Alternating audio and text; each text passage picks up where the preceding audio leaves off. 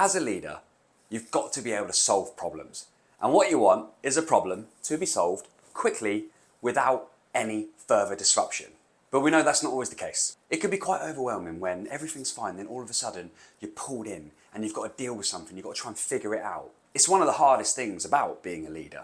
And there's one little mistake that so many leaders make when they're solving problems that just causes more problems down the line, and it's so unnecessary. It's a quick fix, and I'm going to show you it today because I'm going to share with you my problem-solving system.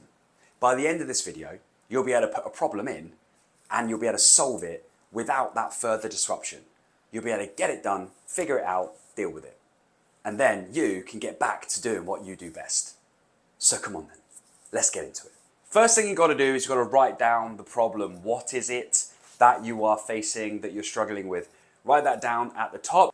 Then once you've done that, out of 10, how urgent is it that you deal with this? 10 being it's an absolute crisis, 1 being it's something that you've got to deal with but it's not urgent whatsoever. Once you've done the urgency, do the same thing for important. 10 being it is absolutely essential and really, really important, and 1 being it's a simple fix, doesn't need to be stressed about too much. This is where we really start to open our minds and see the bigger picture of the problem when we write down 5 facts that we know about this situation. Think about it, write them down, and that way you can see this problem in a much clearer way. PS1 and PS2, and no, we're not talking retro gaming, we're talking possible solution number 1 and possible solution number 2. These are 2 options that you can think of right now when you take everything else into consideration, ways that you can solve this problem. Write them down, short sentences or bullet points, whatever you need to make sense of these 2 possible solutions so that you then have 2 that you can choose from right away. And then finally, and here's where a lot of people make a big mistake. They do this before they've done any of this. And then they cause confusion, they bring people into their thinking, they stream consciousness, and they cause an echo of problems rather than dealing with the central problem itself. And this is, who do I need to involve with this problem-solving process? Who do I need to tell this to? Who do I need to bring into this process with me? Who can help me to solve this problem? Who can help me deliver the solution? That's when we start thinking about the people that we need to bring in. But so many leaders get this upside down. They get a problem and they're like, and they tell someone else about it, and then all of a sudden this problem becomes priority, and then the next day it's not because the importance is low, or it derails everything else that's going on.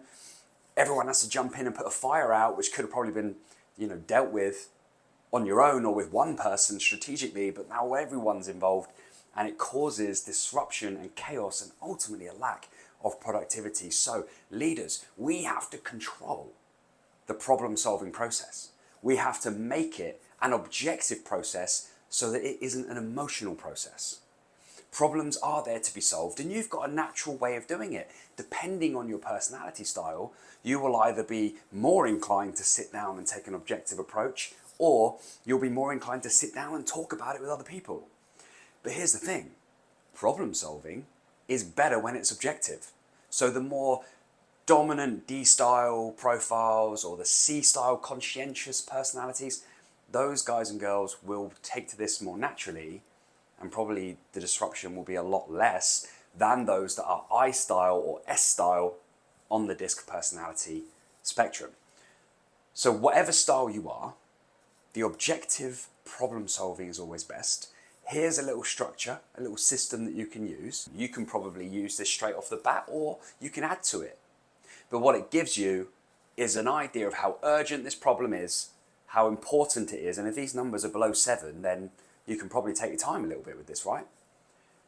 5 facts that you know that can help you see the bigger picture, and then you get into your problem solving. And lastly, involving others at the right time. Once you've had a chance to look at it, once you've had a chance to get your head around it, or once you've had a chance to be that best leading version of yourself, to fully grasp what is happening and then what needs to be done.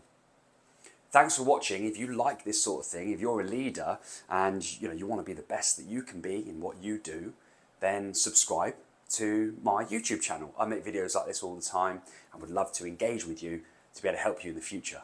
So thanks for watching. I'll see you again real soon.